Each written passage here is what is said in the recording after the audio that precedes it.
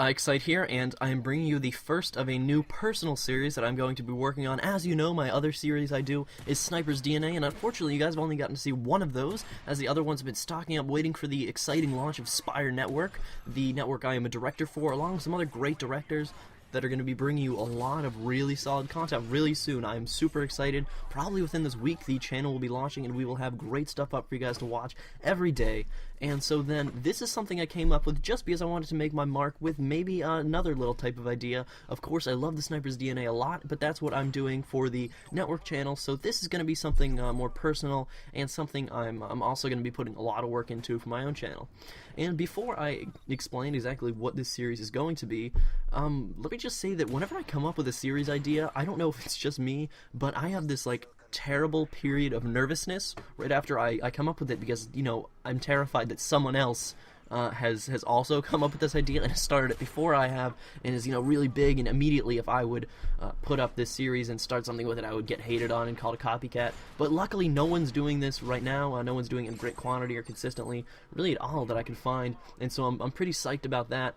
But, because I know some people, I think, Raw Instinct gets a lot of hate from, lots of people. White Boy and Ways of Redemption have made specific videos just about him. I guess, he's rather a copycat. Don't follow that too much, but I just know it's something you should really be careful of, and that's just a piece of advice. If you want to start up something, even if it's your idea, it's hard, because you might have something you came up with totally uninfluenced by another person that does it, but if they do it, they kind of have dibs on that, and you have to respect that, especially if you want to get respect back in the YouTube community.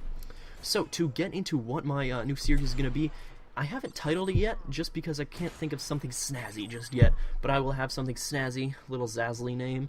But what it's going to be is it's going to be answering questions from the community, and not about, like, life problems or something, although I'm sure that if you need help with that, I could help. But it's going to be about Call of Duty games. And the questions can be really anything, as general or specific, just pertaining to the game as you want. Like, I have two that I'm going to bring up here in a minute, two examples for you that I've gotten as comments, and it can be something specific, like, what should you do? A six-man team, what is the best positioning to start off a game on Favela in Search and Destroy when you're playing defense? Or what is a good class to rush with on Hard Hat, and which path do you take? Another one can be, if you're stuck in this position and you have this equipment, what is the best way to use and utilize what you have to get the most out of a play? I want people to kind of stray away from things like what's your favorite gun, or MP5 versus UMP45, because those are very subjective, meaning that I'm trying to get questions that I can give definitive answers to, which there is, of course, some stylistic choice involved, but mostly it's going to be stuff that is definitively I'm able to prove or to show you, and that can really help out your gameplay. And so I want some tough questions, some things that you've really been worrying about, or not worrying about, but wondering about, and something you might haven't gotten answered yet, and I really think I can help with that. I know that I'm not as old in the Call of Duty series as some of the commentators out there, but I do have a lot of experience with competitive play and with pub matches as well. Of course, pub stopping is nothing to be proud of. I think Hutch made a little tweet about that the other day.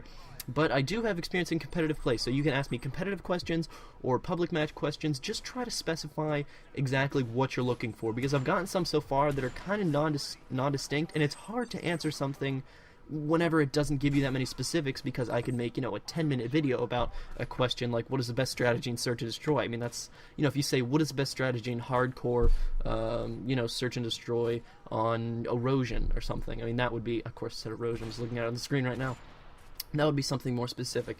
But as a few more episodes come out, you guys are going to see examples of the questions I'm getting, and then, you'll have some ideas of what you want to ask yourself. And I'm just going to hop into two questions right here, just so you guys can get quick little examples. I will throw these up on the screen now. So this first question is, for Underground Search and Destroy, which is the best bomb site to plant at? And now this graphic you're looking at here is, I have to kind of work with what I'm able to do, as I don't have a graphic designer on board just yet, but I will probably for the next episode, so everything will start looking a little nicer, but just suffer through with me today. And also the name on the YouTube comment was blurred out, just because I forgot to mention to the people that asked me questions, you have the option to make yourself anonymous or not, and since I didn't give them that option, I just played it safe and took it out. So if you guys, ask me your questions on Twitter, via email, or here, just say, if you want it anonymous or not, and then I will leave your name or I won't. So to get into the actual question, definitively, I'm going to be able to say A. A is the bomb site you're always going to want to go to when you're playing competitive search and destroy, as I did get to chat with him on Skype a little bit after, and he was referring to the competitive side, as the pub match is different. But for a competitive 4v4 search and destroy match, this is the setup you're going to want to take. You're going to see the two, you're going to be spawning right above seating, and you're kind of going to want to diverge here into two groups, and you're not really going to at all want to worry about the whole right side of the map, because that's going to be a lot of pushing towards B, and if you're trying to do some flanking stuff, maybe some CTF gameplay, a lot of that comes in the map, comes into play there. But for search and destroy, you're going to want to stray away from it and just focus on the A bomb site and position yourself so you can really attack that. And so what you're going to want to do is, after you're all spawning at street, you're going to have two people push towards the bomb. They're going to push along the far side, past taxi and past patio. One's going to drop off at taxi, and then the remaining two are going to settle down in the B dom area. And you're going to see I have two also blue arrows, and those are alternate positions for the players that shows right next to them. So the red arrows that are right next to the blue arrows is the primary positioning, and then if you need to remaneuver or you need to get a better angle on something, those are the alternate ones that I suggest. Now this positioning here that I'm showing you, this is very commonly used positioning, but it's commonly used and is not easily exploited by the other team, so it's not like something that people expect and thus be able to take you down. Optic Gaming actually used this, a similar positioning to this in their tournament. They played Leverage, and they did very well against Leverage with a setup similar to this, and this is really strong. It's really going to allow you cover on the B dom side right next to the bomb. You're going to be able to chuck nades into alley, and you're very protected. It's not as exposed. If you just look at B bomb, it's right, I don't have it labeled, but it's right next to trains. In between trains and offices, and you can hit it from four sides. But A bomb, you're only able to really access it from two sides. It has the one side if you come down fire stairs or through alley or walkway, but you really have that cutoff with that person on the far left that's kind of hugging the wall where it's whited out. And then the one that has just come down the stairs through lockers is going to be able to cover the other angle. And like I said, you can very effectively cover it. You're really putting them in a choke point. They have to go through those little alleys. They have to come through the doorways if they want to dislodge you. And that's going to put them in a really unfavorable position. So you really have the edge if you go A bomb site. There's no justification for going B. That's never going to be a better choice. I'm trying not to go too far in depth with this just because the question was which is the best bomb site. And this is basically why this is the best bomb site. If you would want other things answered, such as what is the best setup or which player should go where, I guess I could just mention that now. I would recommend 2 assault towards the B dom, towards the bomb. Then your middle player going main stairs is going to be an SMG pushing up, and then taxi covering backside coming up bus stairs, and out of blue is going to be another assault. And that's, you have to be careful about the taxi exploding though. You can use it for cover until that happens. Actually, Merc got naded whenever he was playing taxi with Semtex. I don't mean to smile. It's kind of funny. So that is the basic setup you want to take, and that is how you want to approach underground search and destroy competitive. You always want to go for that A bomb site, and expect if you are defending, that's also where the attacking team is going to push. If they're smart, and if they go B, you really don't need to worry about it. It's going to be pretty easy to take them out. So that has been the first episode of Unnamed. Haven't thought of it yet.